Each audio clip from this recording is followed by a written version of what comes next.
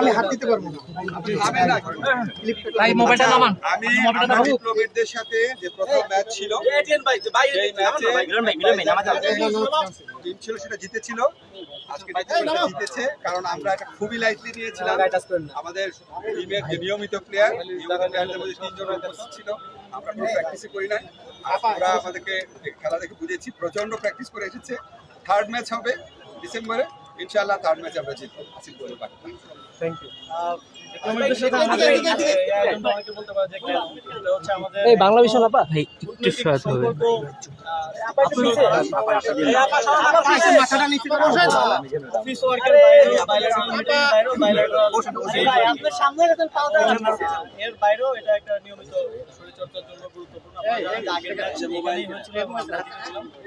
এই ম্যাচে আমাদের ভাই একটু সহায়তা হবে। ভালো ছিল না, আপনারা জানেন এখন কাদের চাপ সবকিছু মিলে, এবং ওরা আগের ম্যাচ হারার কারণে খুবই সিরিয়াসলি এবার অ্যাকসেপ্ট করছে। এবার আমেরিকানদের কারণে, কারণ ওরা ফুটবল পারে, ওরা সকার প্লেয়ার। এবার সব ফুটবল খেলবে ইউরোপিয়ানরা, ভালো খেলেছে। আমরা আশা করি যে লাস্ট এবং আপনি আরেকটু মাননীয় উপদেষ্টা, আপনার শৈশবের কোনো ফুটবলের স্মৃতি আছে কিনা একটু যদি বলতেন, বা আপনি নিজে না শৈশবে স্কুলে বা কলেজে? সেটা হচ্ছে যে আমরা জানি যে এই ন্যাশনাল স্টেডিয়ামে আপনার এশিয়ান আর্চারি চ্যাম্পিয়নশিপ হওয়ার কথা। একই সাথে হচ্ছে আপনার আফগানিস্তানের এটা ভেন্যু হিসেবে এখানে আমাদের সুযোগ দেওয়া হয়েছে। তো একই সাথে দুটা টাইমিং ক্ল্যাশ হয়ে গেছে। তো সেই ক্ষেত্রে আর্চারি চ্যাম্পিয়নশিপটা আমরা আর্ট স্টেডিয়াম অথবা কমলাপুর স্টেডিয়ামে করার পরিকল্পনা করছি, কারণ এখানে আমাদের একই সাথে সেই সময়েই ভারতের সাথে ম্যাচ আছে এবং কানাডার সাথে ফুটবল ম্যাচ আছে।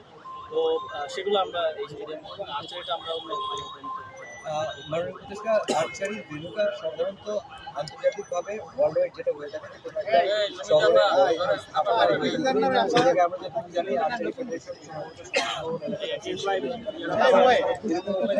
দেওয়া যায় কিনা আমরা এটা নিয়ে কাজ করছি। আমরা কোনো সম্ভাব্যতা যাতে কোথায় করা যেতে পারে সেটা দেখে বেস্ট পসিবল চেষ্টা করবো, যেহেতু এখানে ফুটবল ম্যাচ মাননীয় উপদেষ্টা বাফুফের যে কমিটি তার 1 বছর পূর্ণ হয়ে গেছে। গত 1 বছরে কোন কোন কাজগুলো আপনার চোখে লেগেছে এবং কি কি অপূর্ণতা থেকে গেছে, যেটা আপনি যদি ওই জায়গায় থাকতেন সেটা বাবু ভাই পর্যায়ে ছিল, সেখান থেকে 1 বছরে খুব বেশি যাচাই করবার সুযোগ নেই। তারপরেও 1 বছর আগে আমরা কোথায় ছিলাম, কোথায় ছিলাম, যে আপনারা একটু রিভিউ করেন, চেষ্টা করবো। আমি মনে করি যে বাফুফে এবং নাইনটিজের যে ক্রেজ, টাইমের যে ক্রেজ, সেটা থেকে আমরা সফল হয়েছি। এখন গ্যালারি ভর্তি মানুষ থাকে এবং বাইরেও থাকে, ঢুকতে পারেন এরকম অবস্থা ফুটবলে আমরা আনতে পেরেছি। এই দর্শকদের কথা আমরা ফিরে আনতে পেরেছি। অবশ্যই খেলাও অনেক উন্নতি হয়েছে বাংলাদেশে।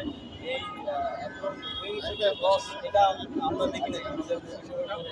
তো আবার নতুন করে দেখতে পাচ্ছি আমাদের খেলার উন্নয়ন হয়েছে।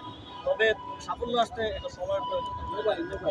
পৃথিবীতে যে দেশগুলো এখন ভালো খেলে তারা 10 বছর 15 বছর 20 বছর ধরে তাদের অ্যাডভান্স লেভেল ট্রেনিং দিচ্ছে প্লেয়ারদের, তাদের লেভেলের ইনভেস্টমেন্ট আছে। তো এই সব কিছু না হলে টোটাল ইকোসিস্টেম করতে পারবো রাতারাতি সম্ভব না। তবে 1 বছরে যতটুকু বাবুকে করতে পেরেছে আমি মনে করি। মাননীয় উপদেষ্টা একটা বিষয় হচ্ছে আর্চারি নিয়ে একটু বলবো, সেটা হচ্ছে আর্চারি এখানে হওয়ার পর বলা হয়েছে এবং সেখানে 25টা দেশ আসে। মানে এই আর্চারি টুর্নামেন্টের এখানে 25টা, বাংলাদেশের বুকে এত বড় টুর্নামেন্ট এটাই বলা যায় প্রথম। এর আগেও হয়েছে কিন্তু এতগুলো দেশ আসে।